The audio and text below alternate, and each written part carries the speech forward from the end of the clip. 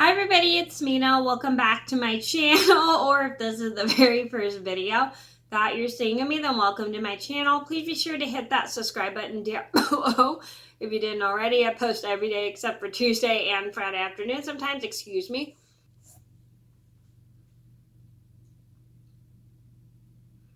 Sorry, I had a little bit of a tickle in my throat. So anyway, today in this video, I'm going to talk about the top 5 things that are not finders keepers. So these are things that have you guys ever heard the saying finders keepers, losers weepers? Well, that's not always true. The only thing I would say that is finders keepers is just random items that you find on the ground that you probably don't know belong to, unless it's a wallet that has an ID. Unless it's a wallet that has an ID or a wallet that doesn't have an ID, or it could be somebody with thing with someone's name on it. So these are things that you shouldn't be keeping if you find them. I mean, if you find random money in the street, that counts as finders keepers. But if you find something that has somebody's name on it or something, those things are not finders keepers. So I'm going to go over the things that are not finders keepers, and I'm going to get started, and I hope you guys enjoy the video. So number 1 on my list has to be a wallet with or without an ID. So a wallet is super important for people because people use them to carry money around. So if you find a wallet and it has an ID in it, just make sure you return it to like either the front desk, your school's lost and found if someone has lost it at school, or you can return it, or if you know the owner of the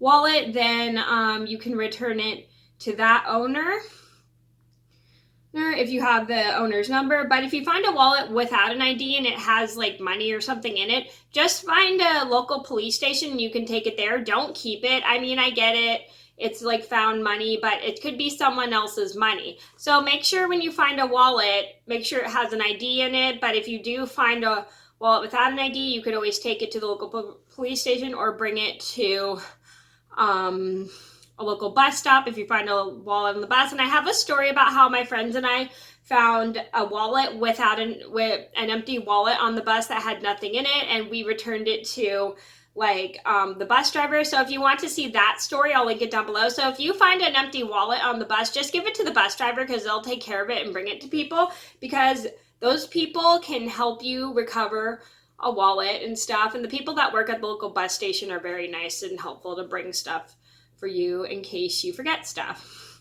And they can also get a hold of you, and you can give them your phone number and stuff so they can call you in case you can recover it. And like I said, I do have a story about how I was on the bus with my program once, and we found an empty wallet on the bus, and we returned it to the bus driver. And if you didn't see the full story, well, I'll link it down below if you didn't see. Number 2 on my list would have to be something with someone else's name on it. This is super important because if you know the owner of the thing, and if it has like their information, like their address on it, you can always return it. Or if you find it with somebody's name and phone number, like let's say somebody lost their backpack on the bus or their backpack somewhere, and you find a phone number or something, you can return that. You can call the phone number to let them know that they lost it, or you can try to find the person's address and return it. Because sometimes, I mean, we all lose things.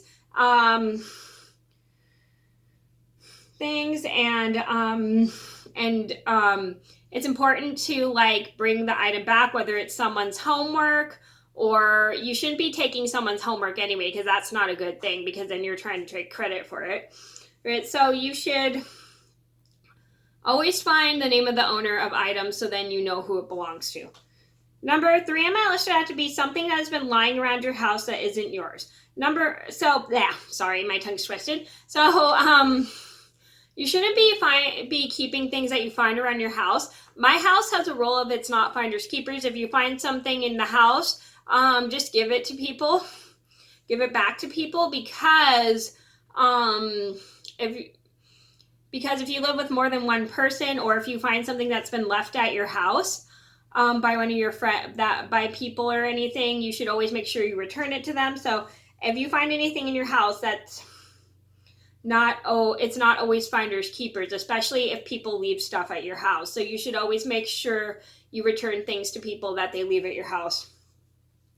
Number 4 on my list would be a cell phone. So a cell phone is not always finders keepers. I know some people will steal cell phones, but cell phones are not finders keepers. If you notice somebody forgetting their phone right away, you should always follow them and make sure they get it back. I remember one time I was on the bus and this girl almost left her cell phone on the bus, but luckily they were able to stop her so she could get her phone back, which was a good thing because you don't want to lose your cell phone.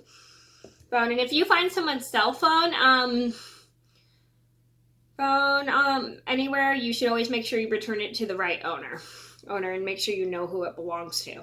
Number 5 on my list would have to be anything you find that you know who the owner is. So if you find anything and you know who the owner is, you should never keep them because that person could be missing something really important.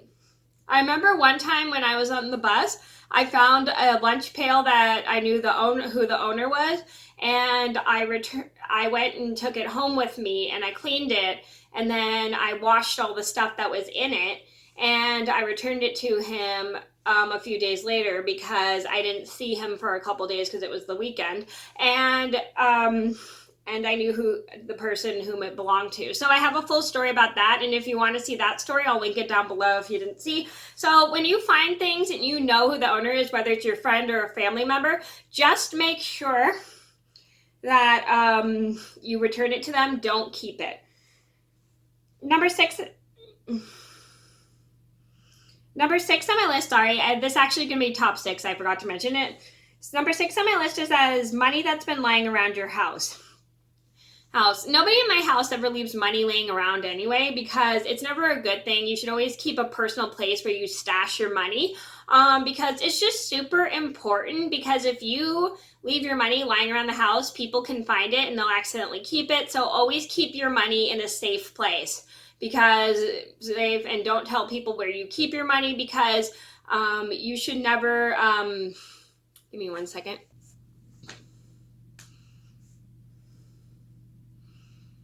Sorry, I thought somebody was texting me. So yeah, you should always keep your money in a safe place and don't tell anybody where you keep your money, because if you do that, people can probably steal your money and stuff. So just please make sure you don't leave money lying around your house, because some people, if people have like a vacation jar, they'll accidentally mistake it for money that's been left out. So I've definitely done that with my sister before. She left her money out, or was it my sister's friend? I don't remember who it was, but my sister and her friend accidentally left money out, and I thought it was vacation money, so I accidentally put it in the vacation jar by mistake. But so just to keep in mind, always keep your cash in a safe place, because you never should leave your cash out around your house, because people can and will mistake it for found money. But if you know who the money belongs to, never take it. It's not finders keepers. So those are my top 5 things that are not finders keepers. I hope you guys enjoyed the video. Thank you so much for watching. Please be sure to like and subscribe if you haven't already. I post every day except for Tuesday and Friday afternoons sometimes, and I'll see you in another video soon. Bye.